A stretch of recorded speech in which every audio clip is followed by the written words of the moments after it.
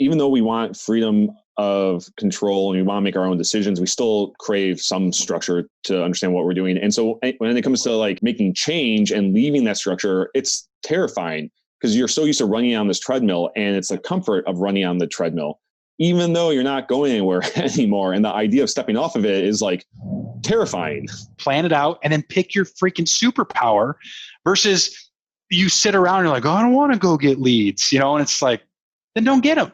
Go find a different way to run the business. Who said you have to do it that way? No one.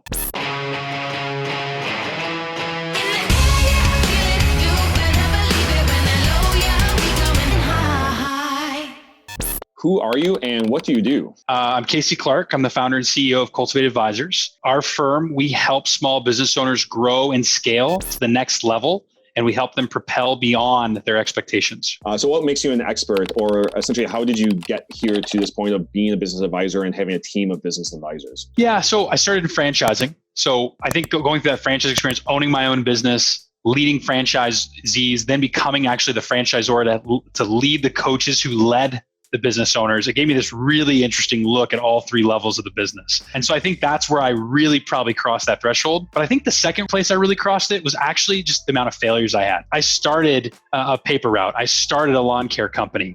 I started so many businesses. I had so many of them fail. I had several of them absolutely succeed, but I had to earn my stripes and go through it. So I think after you get through your 8th or 9th business, you start to get really clear on what works and what doesn't, and you know how to scale and grow. And that's a pretty common story of most successful, fast-growing companies. So at Cultivate, you provide 2 hours of free advising for qualified business owners. So what does it entail for a business to be qualified?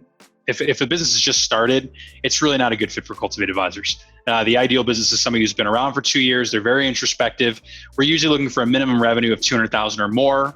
Most of our clients we work with are anywhere from $1 million to $5 million, sometimes up to 10 or even 15 million. But that's generally what we're looking for before we say, are they qualified? Is that introspection level? And have they gone through enough failure to understand the change they actually want and need to make? Why is it not a good fit for these early stages businesses or people that haven't experienced that failure yet? We have these 5 stages of businesses at Cultivate. And so you can check them out on our website. But if you go through these 5 stages, the first one is a hustler. And so the hustler is essentially that solopreneur working their butt off, trying to grow the business. And a lot of times the only thing that'll help the business get past that stage is to outwork it. You've got to kind of be that person to really make that outreach and drive.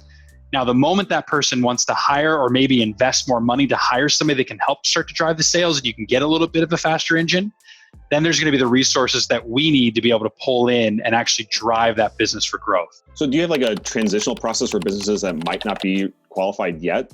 So like a way you stay in touch with them or help them get to that point? A lot of those businesses end up following us because what happens is they find out they're not quite qualified yet. So what we do is we help give them a bunch of resources, a bunch of tools by them following us because we're always putting out a ton of awesome content.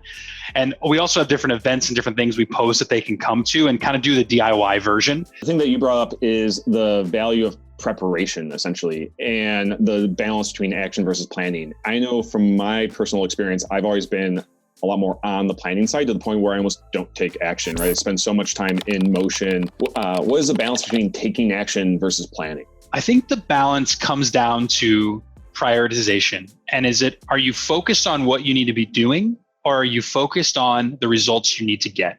And I think the people who are focused on the results will realize the only way to get there is to take action. However, they'll do it in a quality enough way to get there. But the people who just want to have their time spent a certain way, I think they get distracted and therefore they don't find themselves having the urgency to take the action needed. So I think prioritization is the key word that creates the balance. Another thing to add is I think the plan helps break down that vision into some smaller steps to give you some guidance. So when you're taking that action, it's giving you some direction or some checks and balance going, okay, am I headed in that direction even? Most businesses are on a treadmill. They're running like crazy and they're not growing. They're not going anywhere. Just pick up the treadmill and move it over and go a different direction. See if you get to go that next time, right? Or unplug the treadmill, start running.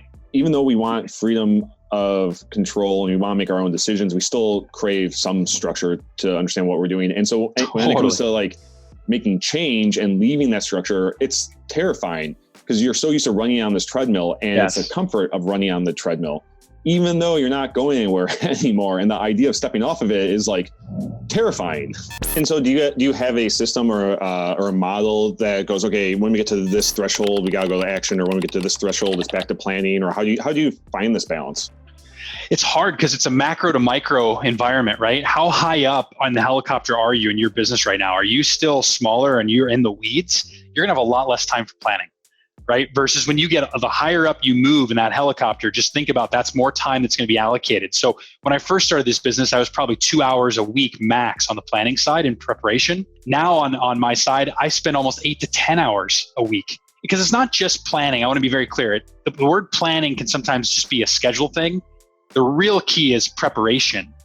Like before you walk into a meeting, are you just going to wing it, or are you going to have a nice model built out for that meeting that you're going to follow that's going to help it just go unbelievably well and help you crush and retain that employee for the next 4 years? You're preparing to operate at your peak performance at all times in every single thing you do. And that turns into the prioritization of what you choose to spend your time on. And that turns into what is your plan and why. Because one of the things that I've been preaching a lot this particular year, especially when I was trying to start some new initiatives, is action early on is greater than planning, in the sense that like when you're very early, you don't have a lot of info, right? You don't have you're making a lot of assumptions, and you need to actually go out there and take action.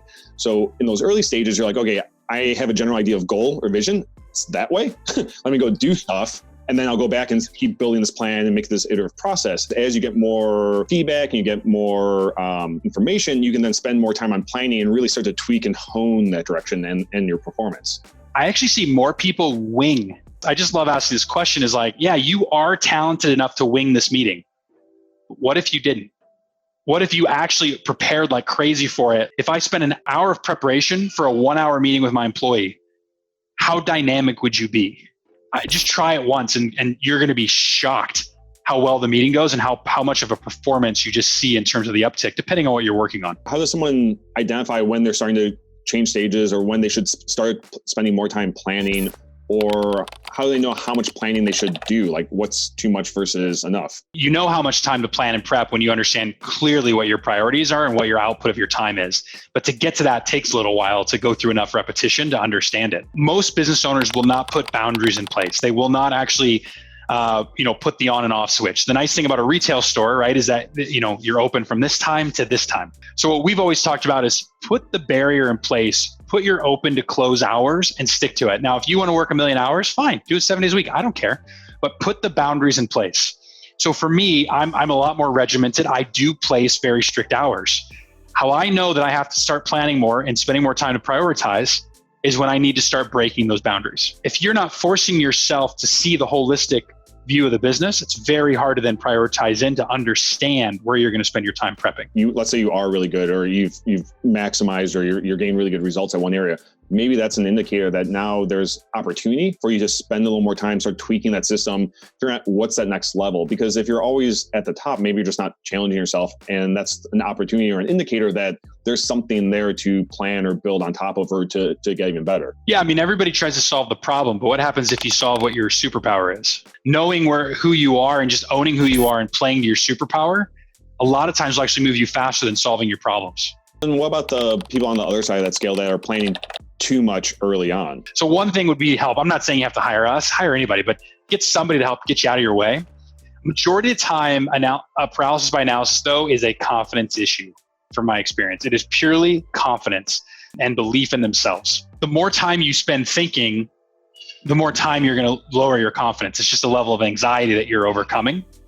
So one of the best things to do is actually just go out and fail as fast as you can and actually reset the goal to something that would be in your mind failing.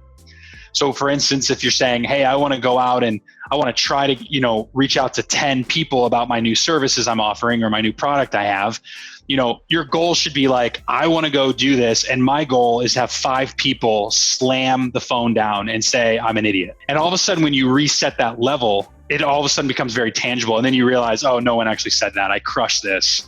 And that builds your confidence to then be able to kind of keep going and going. The one thing that I started doing this year is really starting to change that mindset from going, okay, this is the plan that needs to follow that will provide success, to going, this plan is a hypothesis. It's based on assumptions and things that don't mean anything until we take action. It's a guiding plan. It's showing us what direction to go in. It's going to help us make decisions a little bit faster. But ultimately, it's going to change once we actually get that feedback. So we need to go out there and get that feedback. And it just reminds me of like the analogy of horseshoes, where you get points even if you don't hit the ring, right? So it's like you just gotta get as close as possible, but you have to throw it in the direction. I think what we're talking about though, right, is like this theme of black and white or perfectionism, and like not falling a victim to that, and understanding that it's about heading in a direction. It's not about getting necessarily, and that was my same analogy or my same tip, right? Is like, we'll just lower the bar then.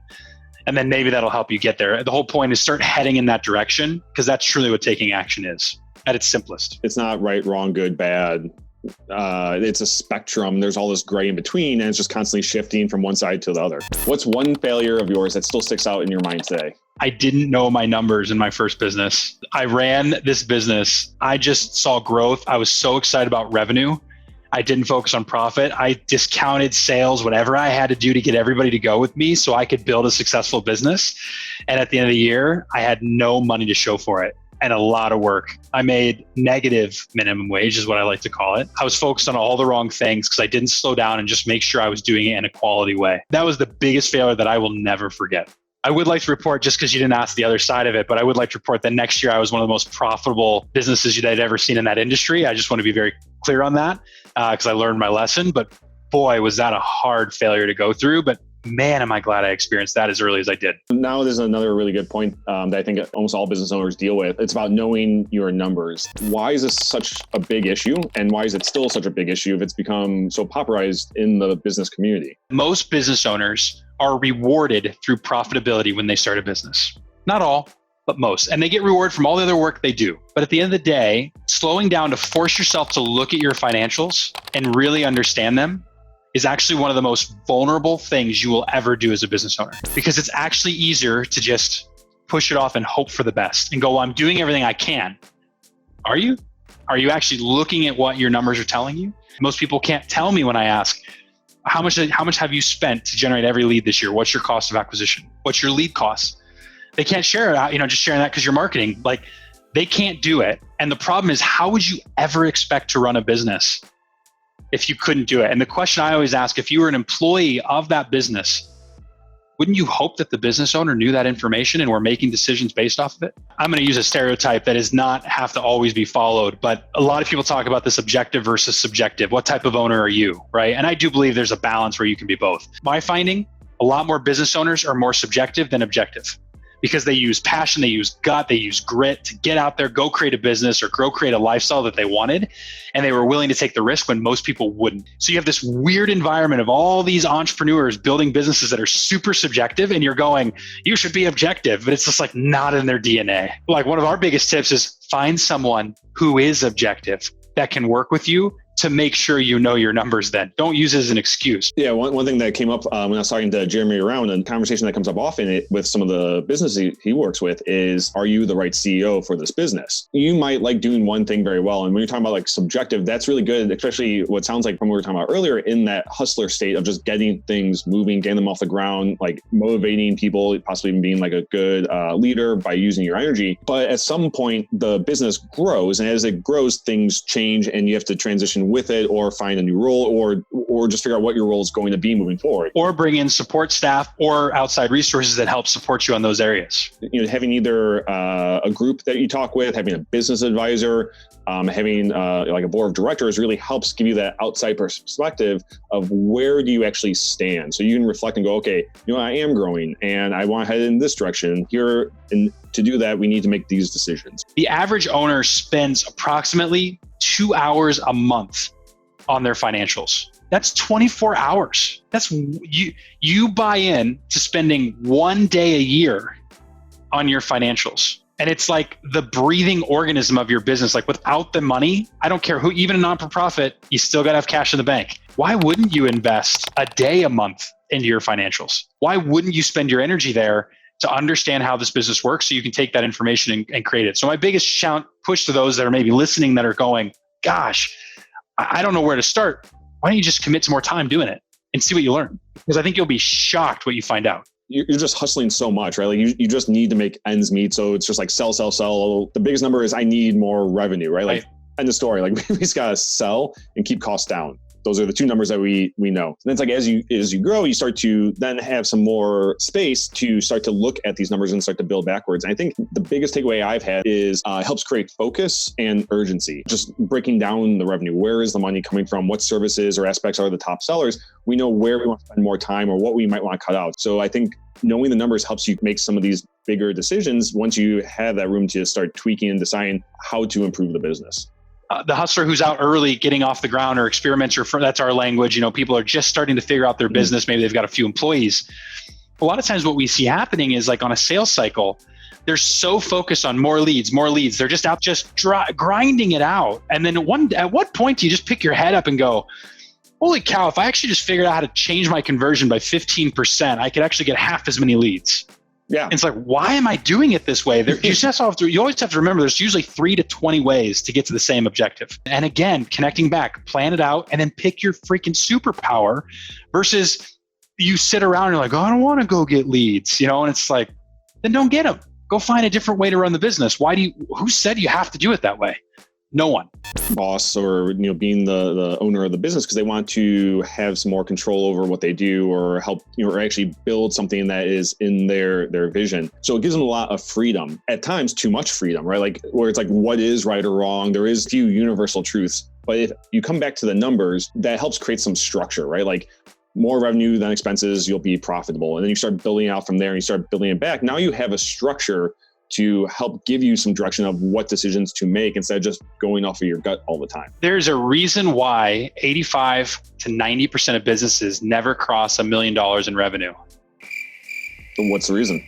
Your gut. It's like it's on your gut. How do you scale your gut? Do you know how to create more guts? I don't think anybody's figured it out yet. So unless you have some way to communicate what's important and what are the rules of operations and how do we run the business, what numbers do we need to see, how can you ever trust somebody with decision making? And we continue to see that's the biggest issue, is that how do you delegate and scale if it's all your gut? So start numbers early, because the faster you learn them, the faster you can actually use that as a tool to get people to follow you, to recruit, to get your leaders to perform, to get your sales up to where you need them. I mean, it tells you everything.